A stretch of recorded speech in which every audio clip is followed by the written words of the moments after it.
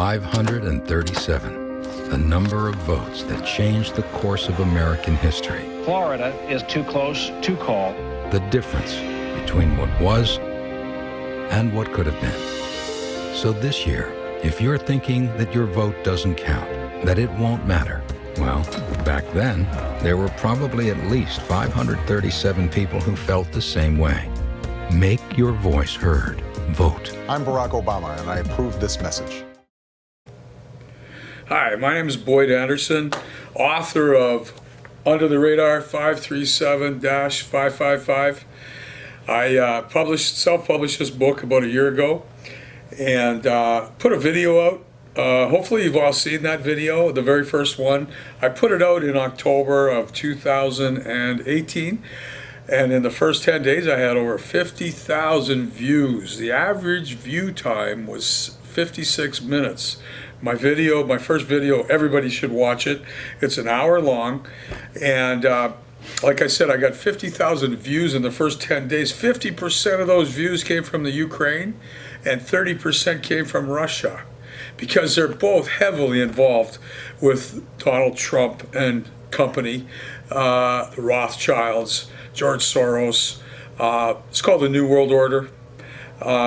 Thomas, my main character in the book, a very fascinating character that I met in Dubai, wore a kippah with a baseball hat over top, and he always said to me, "Boyd, I work for the Swiss Jews," meaning Mark Rich, who was pardoned by Bill Clinton in the last hour of his presidency, and formed a company called Glencore, a very criminal company, now run by Ivan Glasenberg, who I've mentioned several times previously in the different videos.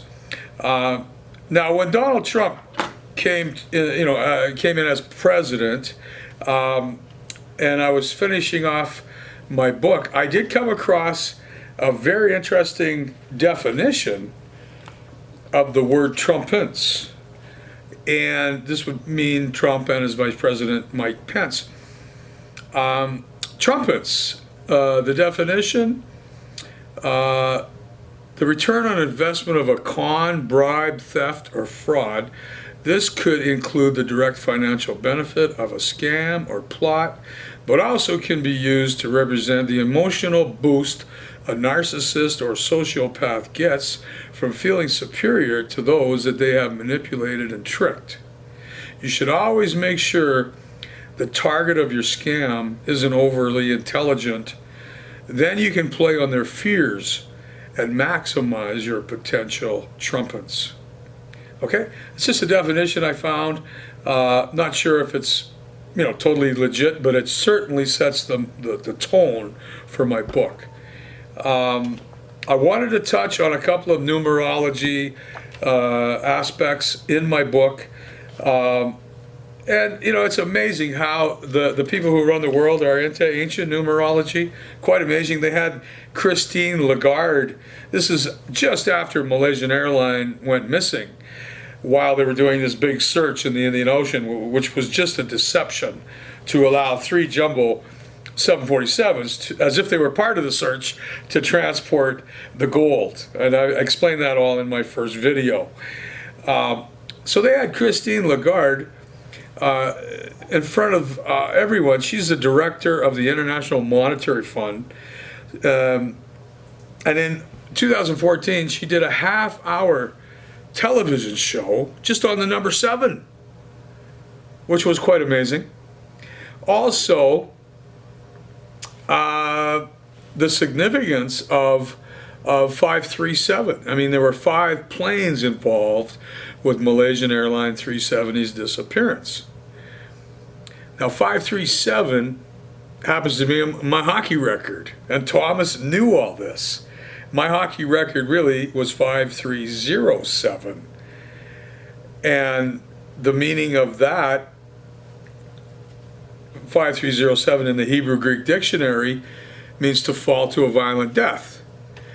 And 5307 in the Christian Bible means that it means an official representative sent on behalf of a king or government to other kings and nations. Believers are God's envoys to his world, bearing the good news of salvation on his behalf.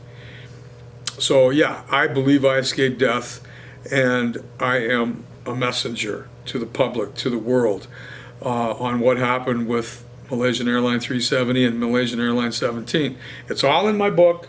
Please read it. It's all in my first video, the details, the play-by-play of what really happened. But the significance of 537, I couldn't figure out, just like the video you just saw with Obama, in his ad campaign for 2012 when he was running for president, the fact that George Bush beat Al Gore with a recount of the votes in Florida. He beat him by 537 votes. So when you look it up in the Bible, 537 BC, and this is why a lot of the Jewish people in Israel compare Trump to Cyrus. It's ridiculous. It's all, to me, a bunch of baloney, because it's all in the Bible. 537 BC is after the overthrow of Babylon. Cyrus, who was married to Isis, was a Persian emperor who freed 50,000 Jews and allowed them to go back to Jerusalem to rebuild their second temple. Now, this is why Trump has moved the American embassy to Jerusalem and allowing them to build their third temple. 537 AD was the first siege of Rome, when the Ostrogothics tried to take over the Roman Empire. And the Pope was saved by a Byzantine general by the name of Belisarius in the year 537 AD. And this is when they put a Byzantine Pope in to reign, Pope Vigilius, and he reigned from 537 AD to 555 AD. Now, the number 5, Shiva, the goddess or the god of destruction, the destroyer, sacred number is 5. This is from Hinduism. And the Hindus in India donated a statue of Shiva to CERN in Geneva, Switzerland, which is a big underground collider, and also the headquarters of the CIA. 6 tunnels, 15,000 people commute every day through 6 tunnels in underground to the CIA headquarters. And I would say 99% of them are Jesuits. Now, they worship the number 5, so I had the number 537. Now, 555 in the occult world is the number of death. It's the triplicate of 5, literally means highest death. Also, in the Bible, King Solomon used to collect 666 talents of gold from the 12 tribes of Israel. Now, when you divide 12 into 666, what do you get? 555. This is why the obelisk in front of the Washington building in Washington, D.C. is 555 feet high. So, these are, very biblical. It's all about the resurrection. MH370, it was never crashing in the Indian Ocean. It was always stuck up they put it up in Kazakhstan at the Cosmodrome. That's the Russian spaceport. And they hid it. They basically hid it for 4 months, 3.5 months. And then it went down with Malaysian Airlines 17. I'm not going to get into all those details. It's already in my first video, which you'll see a link on this bio video today. So please click on the link to my first video and get all the play-by-play details of what really happened to Malaysian Airlines 370 and Malaysian Airlines 17 and the gold. Okay? Now, after all this was remelted, all the gold was remelted and put into these 7 vaults, which I've already talked about. In January of 2017, after Donald Trump becomes president, he announces to the world. This is why I didn't know if Trump was involved or not, because I actually sent him in June of 2017. I was sending him text messages and emails to try to, let them know who was behind this whole Malaysian airline thing and the gold money and George Soros and I never got a response. But I kept doing my research, and finally he announces to the world in January of 2017 that his best friend and business partner, Hussein Shazwani, was attending his New Year's Eve party at Mar-a-Lago. Now, this is the same Hussein Shazwani that committed $600 million to the gold heist, and I'm sure, I can't say 100%, but his partners were the Crown Prince of Abu Dhabi, the Crown Prince or the ruler of Dubai, and the Crown Prince of Saudi Arabia. Because what happened was I didn't respond when I heard Trump announce to the world that his best friend and business partner, Hussein Shazwani, was at his Christmas party, or New Year's Eve party. I waited, because I was in shock, because now I had put this whole story together and pretty well confirmed Trump's involved.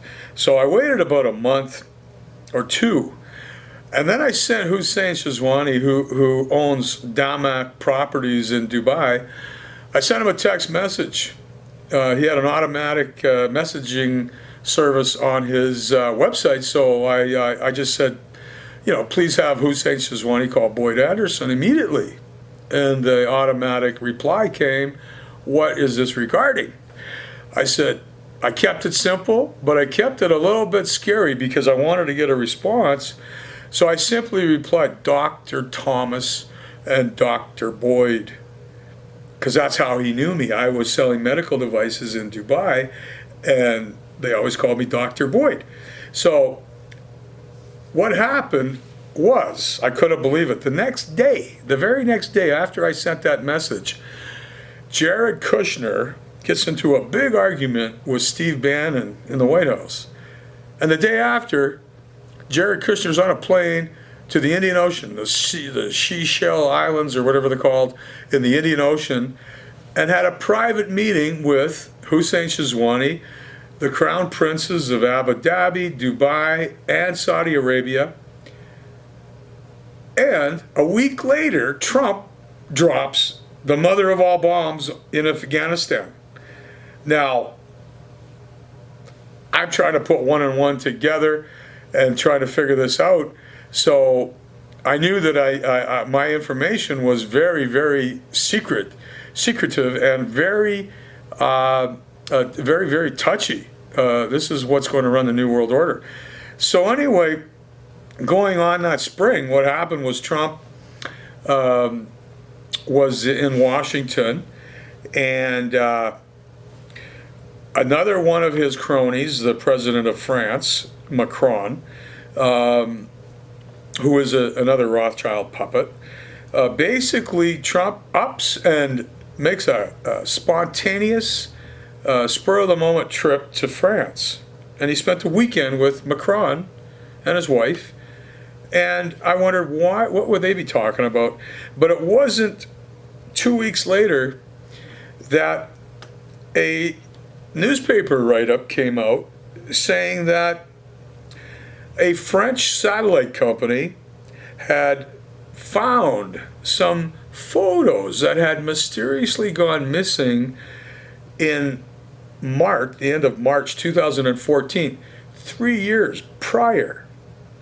And it was all about this French satellite company discovering these photos that had mysteriously gone missing, showing remnants of Malaysian Airlines in the Indian Ocean. But it was all a cover-up again. And you can be rest assured, anything that they find in the Indian Ocean that has to do with Malaysian Airline 370 was planted there by the Ukraine and Russia and Kazakhstan, because they're all in this thing together. Now, why Kazakhstan? Because they buried it in Kazakhstan, Malaysian Airline 370, because that's the only launch pad to the International Space Station. Now, they drained all the bodies of blood. Now, why would they do that? Why would Trump start the Space Force? Because it's all about the coming of the Messiah. and getting this DNA from these bodies on Malaysian Airlines 370, using the DNA to take up to the International Space Station, and someday in the near future, creating the second coming or the coming of the Messiah, and it'll have something to do with aliens. And they'll have proof that there are aliens, which is completely ridiculous. But they're going to use the DNA from the people from Flight 370. So this is part of my story, and please read my book. You'll get a link on this video. Another thing, just a quickie, Thomas Lilly Kazansky was what he told me his name was. He came from the Eli Lilly Pharmaceutical Company, and it wasn't like, as soon as Trump became president, and I think it was in February, he announces to the world again that his new chief of health for all of the United States is Alex Azar, former CEO of Eli Lilly Pharmaceuticals. And if you look at their stock, it has gone skyward since 2014. Another thing I'll quickly mention, Canada's heavily involved with this. If you just Google the word assassin, just Google it, and you will get Ismaili Muslim, and it'll continue on Wikipedia explaining Ismaili Muslim right up to the Aga Khan. Now, the Aga Khan is Trudeau's godfather, and this is who he went to visit at Christmas time in the year, I think it was 2016. But they're all involved. Autumn Radke, who mysteriously fell off her balcony. Her boyfriend at the time was Richard Branson. And when Obama retired from presidency, who did he hang out with for the first 2 weeks? Was Richard Branson in the Bahamas, in the Caribbean. So, this is my story, and I'm sticking to it because it is the truth. Thank you.